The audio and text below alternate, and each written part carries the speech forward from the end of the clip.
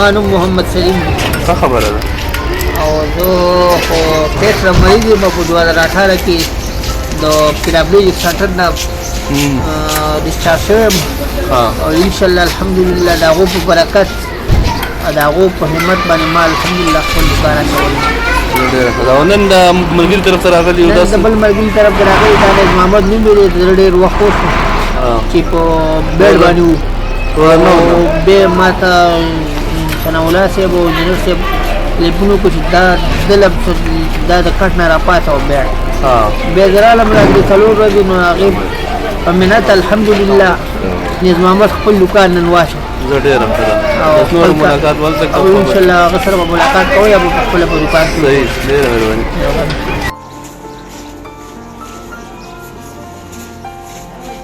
او که راتلی شي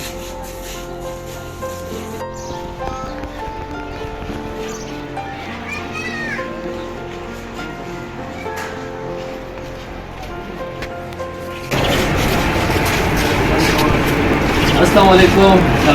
موږ نن راغلي یو بخشوپور سایډ ته او دغه ټایم موږ سره ثناءالله هم راغلی دی او سلیم دی او زه خپل عرفان او ته اواز تاسو نه رالو که نه؟ نه دی راغلی. ستاسو نوم دی؟ نیاز محمد دی او ورسره نظرګل نظرګل نظیر چې کوم مشر ورور دی دا هم دی. موږ یو هفته لس ورځې مخکې نیاز محمد راغلی او 2009 کې دوی ته انګلیش شوې وه او چې کله موږ دې ته یو څو خبرې وکړې ماشاءالله د دې همت ته موږ سلام دی او دا یو قسم له د نورو ټولو ملګرو له چې کوم کورونو کې ناست دي او کورونو نه نه راوځي او د بل تیارې ته ناست دي هغې لپاره دا یو غټ مثال دی او په دې کې ټول نه زیات اهم رول زه وایم چې د سلیم دی چې کوم دې ته 2-3 ځله دې ته رالو او دلته کې دې ته همت ورکړو او بل خپل کار یې مته وکړو چې زه دا شانتې کار کولی شم تاسو ولې نه شئ کولی. نو داسې ټول زموږ څومره ملګري دي چې هغې که په کورونو کې دي او هغې کارونه نه کوي نو څه ناسه شکل کې هغې ته پکار ده چې هغې کارونه سټارټ کړي او ځان دپاره هم ګټل شروع کړي فیملي دپاره هم او بیا په خپل معاشرې کې هم هغه یو ښه نوم وګټي او سره ټول هغه خلکو ته چې کوم دا ویډیو ګوري هغې ته دا خواست دی چې کله تاسو په کلو کې یا تاسو په محله کې داسې ملګري کار شروع کړي نو هغې سره کومک به تاسو څه اندازه سره کوئ که پیسې نه شئ ورکولی ټیک ته مه ورکوئ هغه الرېډي ورسره کړې ده او کار یې شروع کړی دی نو هغې کې تاسو ته پکار ده چې هغې نه سودا کوئ. هغه یو سودا چې کوم په بل دوکان کې میلاوېږي هغه ده سره میلاوېږي نو تاسو که د ده سره لږ شانتې سپورټ میلاو شي او دوی نه سوداګانې کوئ نو دوی به کار روان شي او انشاءالله دوی به یو ښه نوم په سوسایټۍ کې جوړېږي. تاسو هم خپل فیملي کې دا شانتې چې که یو رول کمزوري وي نو هغې سره مدد کولی شي دا مونږ د دې ډېر زیاته شکریه هم ادا کوو او انشاءالله امید لرو چې دا به دې ډېر زر ډبل ټریپل کړي او ډېر زر به دې دوکان نه چې دې ګټه کړي هم دغه نظرګل به یې توجه ورکړي چې او د دې به مدد کوي لګیا دی که نه داسې به نه وي. تاسو څه خیال دی؟ لږ تېز وایه چې دا خلک یې واوري. صحیح ده؟ دا تاسو اخر کې به مونږ دا غواړو چې دې تاسو دپاره څه میسج هم ووایي خبرې خو یې نه کړئ نو ګورو چې تاسو دپاره څه میسج درکول غواړي چې هغه ملګري چې کوم کورونو کې دي هغې لپاره به تاسو څه پیغام ورکوئ. لږ تېز اواز کې وایئ چې دې دا وایم چې باید راوګورئ بس او د هغه کې خپل کاروبار شروع خپل لپاره دې کې به انشاءالله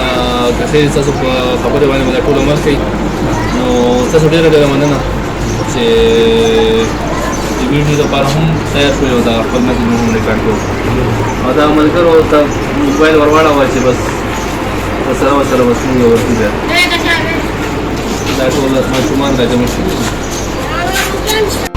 لکه مونږ لاړو هسپتال ته او هغه ډاکټرانو سره مونږ لیدل کاتل وکړل او دا سلیم صاحب دسته